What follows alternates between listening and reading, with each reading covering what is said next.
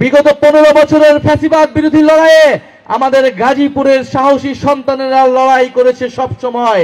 গাজীপুরকে আমরা সবসময় দেখতে চেয়েছি একটি লড়াইয়ের অন্যতম রণক্ষেত্র হিসেবে, কিন্তু আমরা কখনো খোঁজ নেই নাই গাজীপুরের নাগরিকরা কিভাবে জীবন যাপন করে, কতটা কষ্টের সহিত গাজীপুরের শ্রমিকেরা, গাজীপুরের সাধারণ মানুষেরা জীবন যাপন করে।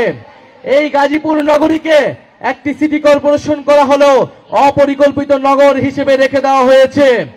এই আওয়ামী লীগের মেয়র জাহাঙ্গীর গাজীপুরে লুটপাট করেছে, দুর্নীতি করেছে, সন্ত্রাস কায়েম করেছে। আমরা গণ অভ্যুত্থানে মেয়র জাহাঙ্গীরকে প্রতিরোধ করেছিলাম।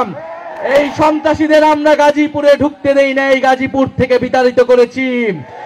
কিন্তু দুঃখের বিষয় গাজীপুরে এখনো স্বৈরাচারের দোসরেরা বিভিন্ন জায়গায় রয়ে গিয়েছে।